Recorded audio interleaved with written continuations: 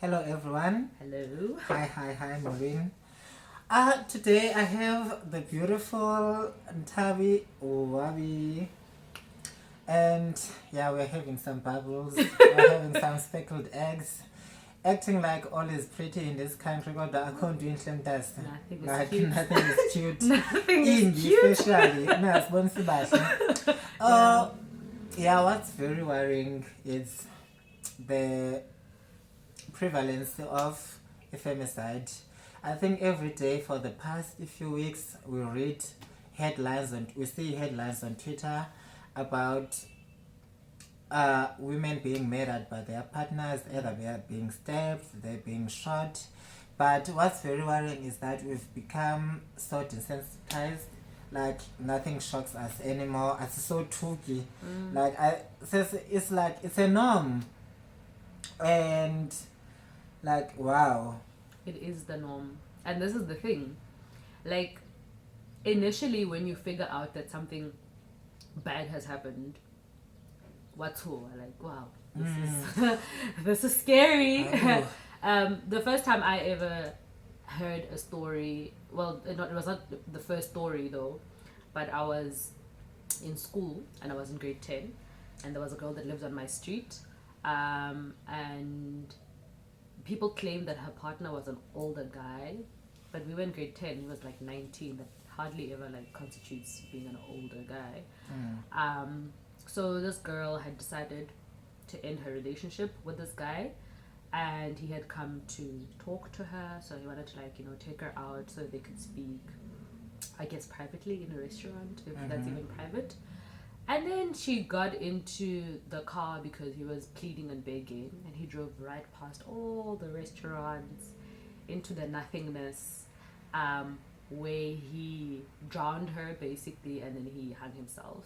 So they were missing together for quite a while, but it was sort of like from people my age that I remember, because the whole school went to the funeral and stuff.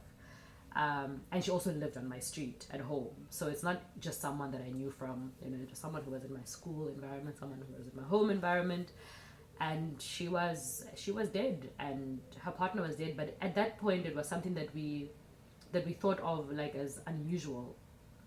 And then only when you grow up, you actually start realizing, whoa, everybody's doing this. Like everybody's doing this everywhere, for a majority of reasons. So sometimes it's like you stay because if you leave you will die, but also if you stay any longer and it keeps happening, then you will still die.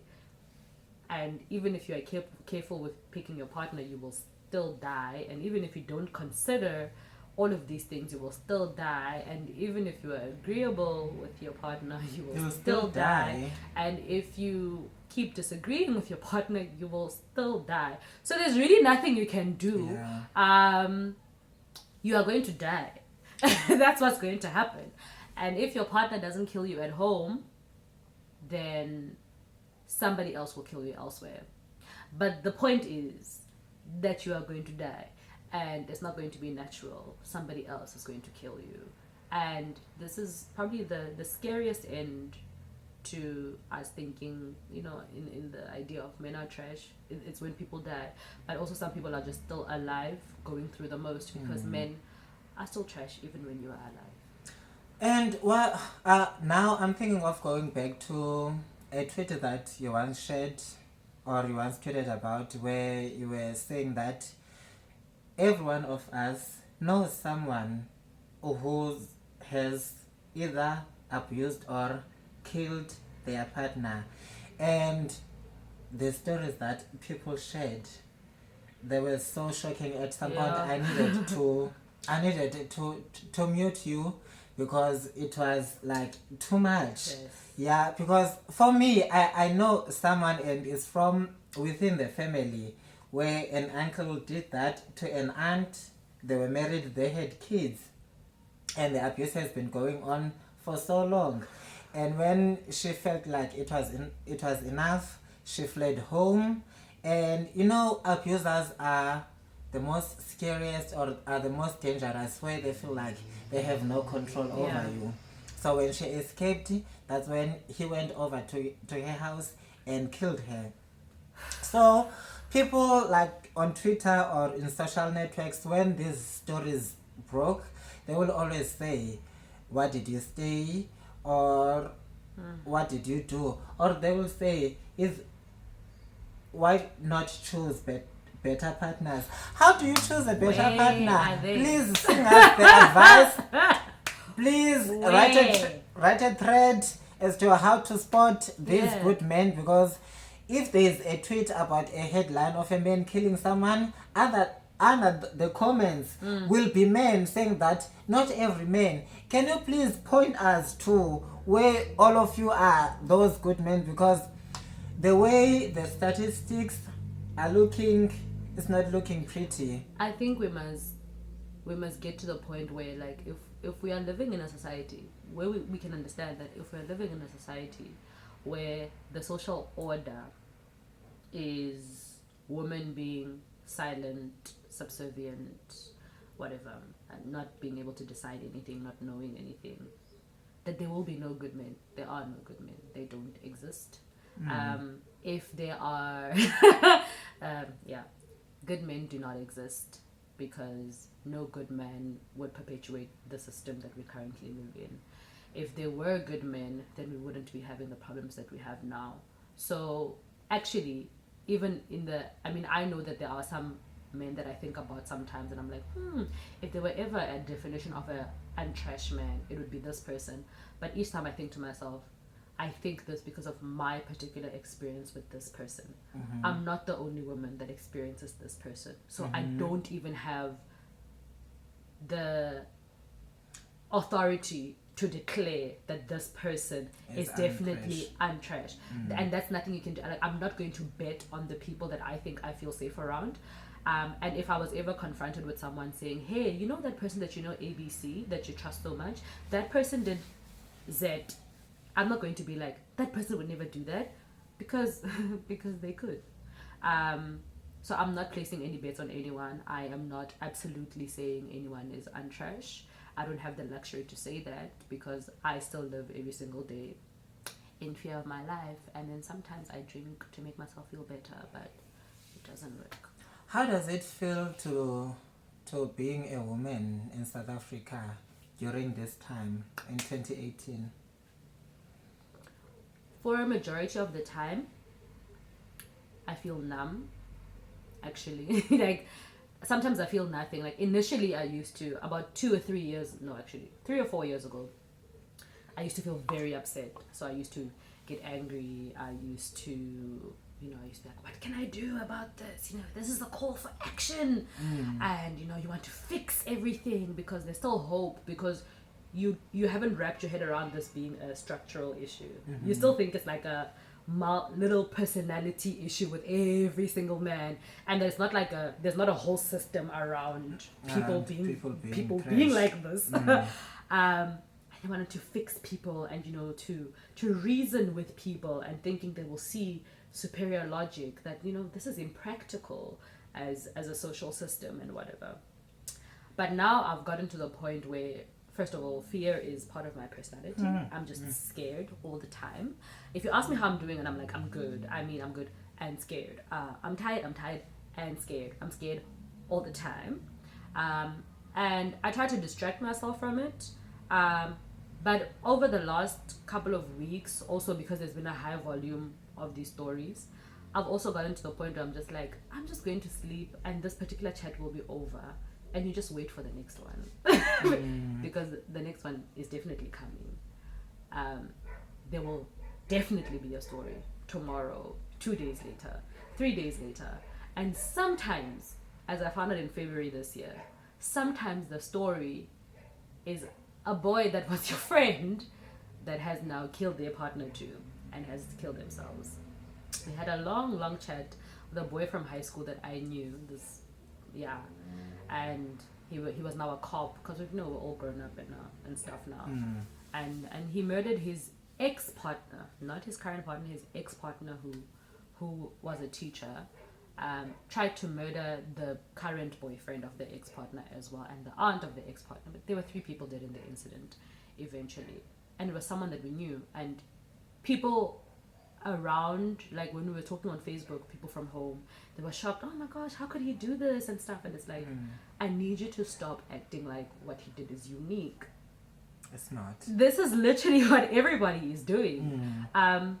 People are killing women, and this week there was also a post with this guy inciting violence, basically saying our brothers Sandile and that other one that killed the girl from MUT, you know, trying to like martyr them. They are great, and because we are tired of being mistreated as men and being cheated on, whatever, and from now on, if women cheat on us and if they do something to us, then we're going to kill them because we're tired of the nonsense. And I'm like, he thinks he's saying something revolutionary, but men are already killing women for any reason. You don't even have to do anything wrong for a man to kill you. People have been doing it.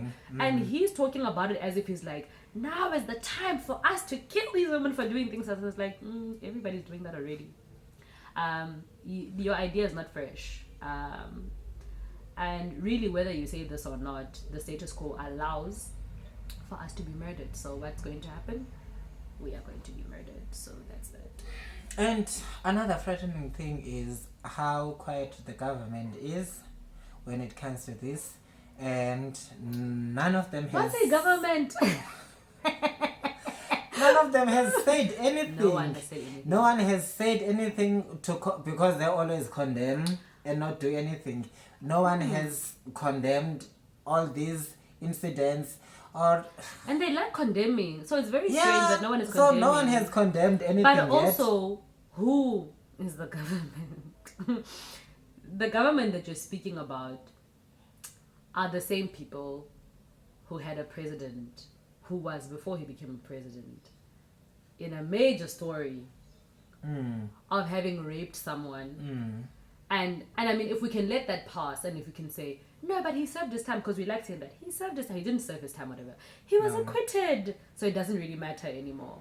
But someone like that, with a history like that, of a story of that kind, could become a leader of these people, right? And when he was ousted, he wasn't ousted because, hey, once upon a time this person did this to this person, it was deplorable. It was really just a political thing.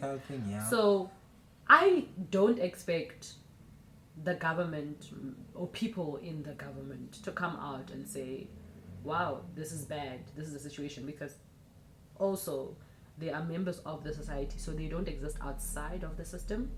They are a part of it. So when your next door neighbor is being quiet about an issue, your next door neighbor could be the government person who's quiet about the issue. And that government person could be using their post to do all kinds of things to people. And they do. So I am not surprised, but I hate the fact that at this point, like, I don't even feel, my heart rate doesn't even change anymore when I hear stories. When we hear I'm just like, stories. It's another day. Let me get a packet of legs. Let me get some bubbles. And now there are these men, famous, we're using it very loosely here. So famous or South African celebrities who have an abusive history, and most recently, so we know nothing is being done to them. Some men are above the law, and I just lost hope as to what can be done, because the same men who do these things will come back and ask and say, then what do you want us to do? What must happen? You know, the strange thing about this particular story with Mambinja is that when Babes released her album, it was when he was on every single song except for that one. I remember a conversation happening on my Twitter, people saying, hi, Bo, why is this guy trying to be synonymous with this girl's brand? He goes to all of her gigs.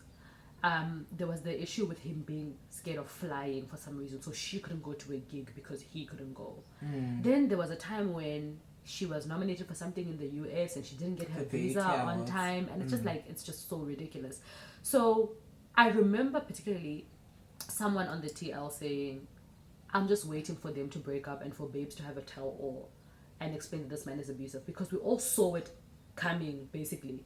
I mean, it's not the bin new of like some people that some people had on the timeline saying, no, I knew that he was definitely doing it. It was, I can see that something is off here, and she's eventually going to tell us, but obviously no one knew for sure. So, and this is another thing that's now bugging me about how I react to things, because I got sent a message and someone is like, so Babes has confirmed in an interview that Mabinja has assaulted her and broke her leg and whatever. And my reply was, obviously.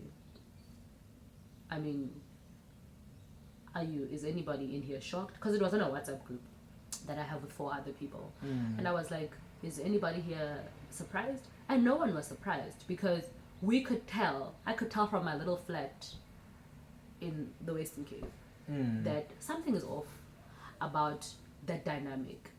Even the way that they used to speak about how their relationship started and how her music was being, you know, and that year after she had her song, and how she was literally being flown from like gig to gig, and really she was being used as this massive cash cow. And I kept wondering, I was like, does she know where her money is going? Does she have access to her money? Like, what's going on here?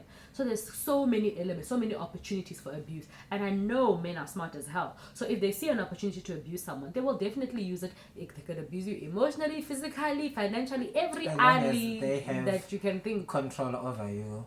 And now coming into how the story broke, with how Masichaba and Mofleva handled everything. So now there's this one question where it's like, when is the right time to disclose abuse, or what is the right way if you know that someone is being abused? Then when is the right time for you as the third party to speak up? I think the right time can be any time. I think the right way is what will have us having many conversations. If I were, and this is now me projecting, like, if I were Babes sitting in that situation and that happened to me, I would feel broken. And you could see that she was crying. She said multiple times that she doesn't want to talk about this right now, but this person was basically pushing her to speak. And I'm not saying that there is like a major difference between people forcing you to speak in public versus forcing you to speak, you know, in private, but I do think that there could have been a way that let her speak out, but that still protected her as a victim. I don't want us to have any mercy towards perpetrators. I don't care about perpetrators. They can burn for all I care. But I care a lot about victims and their well-being. And I think in that particular situation, her well-being was not a priority. And there could have been a way, like in the way that we felt that she had been cornered in the situation, there could have been a way to maybe corner the perpetrator instead. Yeah. Into, hey, going like, actually, I have heard that your person has moved out and is living here and whatever, from sources. I promised myself I would not do this, but I cannot help myself. Mampinja, explain to people, you know, me as Mrs. Chaba, what is this about? And cornered him into admitting things.